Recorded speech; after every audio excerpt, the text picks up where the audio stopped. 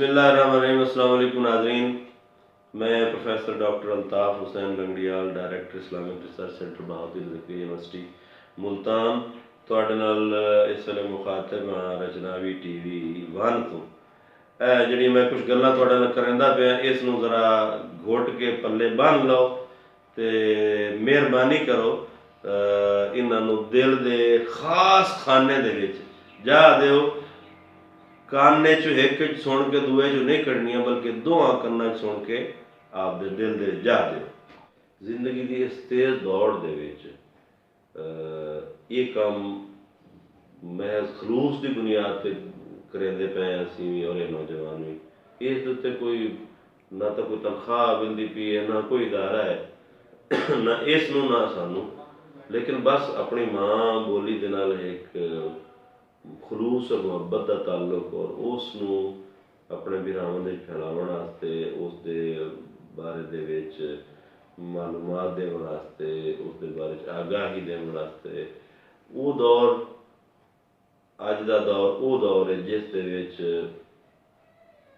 दुनिया भर का पैसा पाकिस्तान विच लग रहा है लोगों को गुमराह करने वास्ते। तुहानूं पता भी हिंदुस्तान जुबाना के नाम से लोगों को खरीद के मुख्तलिफ सूबाइयत दियाँ तहरीक चलाई हुई और उहदे इतना पैसा खर्च होंदा है, लोग पैसा पानी की तरह लाइंदे और पाकिस्तान नूं गैर मुस्तहकम करने वास्ते होर भी बहुत सारे मुल्कों की दिलचस्पियाँ और मगरमच्छ बन के बहुत सारे इलाकों और सुबाना के उत्ते मल मारन वाला उन्होंने जबरदस्ती अपना जाहिर करने का जिहड़ा तरीक़ेकार है वो उस सारे पैराडाइम में मेरे भिराओ असी बिल्कुल कम मायगी दे विच, लेकिन सानू अपनी इस कम मायगी ते फख्र है। असी पाकिस्तान के पुत्र हैं, इस धरती के पुत्र हैं। असी किसी की ना गल मनते हैं, ना सुनते हैं, ना उस कुछ लेंदे। जो कुछ साढ़े कोल अपने कोल सरदा है असी उहदे विच रिसाला जिहड़ा साडा रचनावी तुसां यकीनन डिठा उसी रिसाला जिसनूं असी रचनावी असी इनू कढ़िया। बहरहाल ये हम देखो ना जी, असी अपनी मदद आप दे तहत ये पंजाबी रचनावी का जो स्क्रिप्ट है वो भी इनू कढ़े ने नाल इनू वेख लो असी इस कढ़े ने जो गुरमुखी स्क्रिप्ट और अंग्रेजी के भी। और हुण ये कोई किसी तो असी कोई मदद नहीं लेंदे, ना कोई इश्तिहार है, महज अपनी मदद आप देता है जड़ा ना जी अपना वो पुराना रिसाला पहला जड़ा ना वो भी कढ़िया। ये सच बाणी के नाम तो पंजाब की साड़ी इस धरती की जूं की बहुत बड़ी जी हीर रांझा की कहानी जोड़े वो कूड़ मारे गए, जो रलावट हुई है, गंद मारिया गया, बल्कि ये जाको उस साफ करके तहकीक की अंगी या छाणनी के पुण के तो इनू बेहतरीन तरीके छापया गया है। इस पूरी एक नवी किताब आई, PhD हुई बल्कि।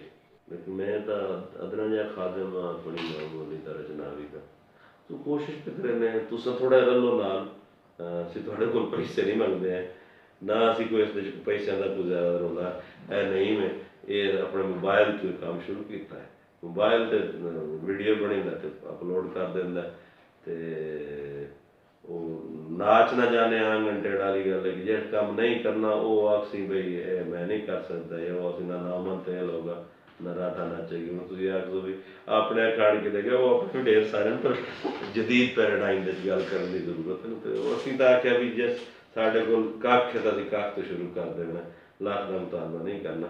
असा लख है अगर तुम साढ़े नाल रलो वेखो अपनी मुख्तलिफ वीडियोज भी भेज सकते हो, तुम बना के भेज सकते हो, अपनी जबान भेज सकते हो। तुहानूं नेम आपका ईमेल एड्रैस तो WhatsApp नंबर भी इस मेरी इस वीडियो के नाल इंशाल्लाह शेयर करे सी, तुसां साड़ी मदद कर सकते हो।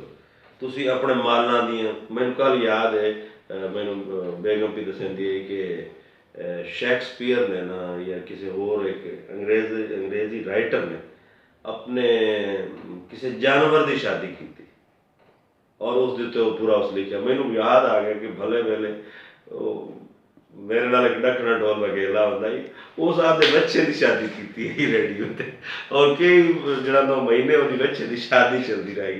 मैं तुसां ते आपदे बच्चा गतेंदे ने वो हार शार ते पता सजाइंदे ने, इहो वीडियो कोई बच्चों दियां कोई जनाब वो जेड़े जलसे करेंदे ने, कोई रेड़ियां बजाइंदे ने, कोई घोड़े या उन्हां दियां अखां वेख्या हाल जड़ा अखी वेख्या हाल वो बना के कोई वीडियोज बना के आप दी जुबान दे विच आप दी सकाफत, आप दी तहजीब, आप दी वसों, आप दी जी है अपनी सिलसिला इस तो बना के भेज सकते हो। तुहाडे नाम तो बकायदा तुहाडा नाम लैके नहीं उन्होंने रचनावी टीवी ते चढ़ाई सी।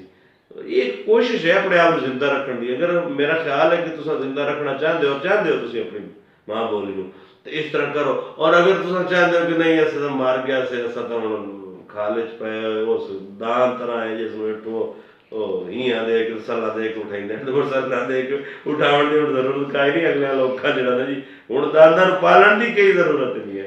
जदीद तरीका आ गया, अगले को ट्रैक्टर लाए जरा आपका नाम जी दूए साथ में सिर चार कोई मकसद मेरा आखण है कि तुसा ना करे सो ना तो कोई होर कर ली सी। मुड़ो अगले मल मार बैठन तुहाडी जुबान उद लिया देन साडी उद लिया देन साडी तुसा हुण विच जांगली रह जासो।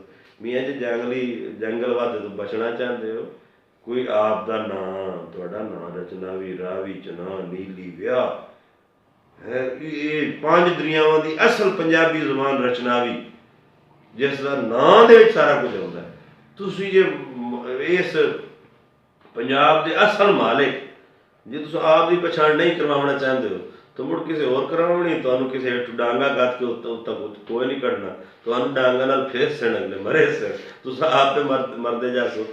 लिहाजा कोई एडी जरा ना दिल सट्टन की जरूरत नहीं। डेरी ना डायो कि दाड़ी बनो, कूठी हो।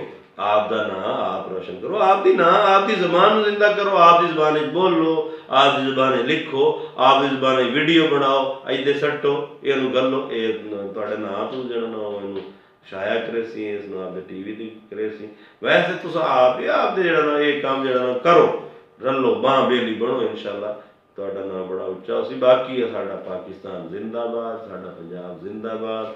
वो इंतजामी कोई तकसीम होवे साडे सारे बिरान सारे बिरावां नाल साडियां बखड़ियां मुहब्बतां और वो कायम रखन। पर आप दी माँ बोली अदना तू बोली मेरी अपनी है, ये अमृत भरया लहजा मेरा अपना। ये तो हमेशा तो साड़ी अल्लाह ताला ने हर माँ ये जबाना जी अल्लाह की निशानी है। साड़ी जबान सानू फखर बोलनी चाहिए। मेरा यो पैगाम है जी, बेहद शुक्रिया।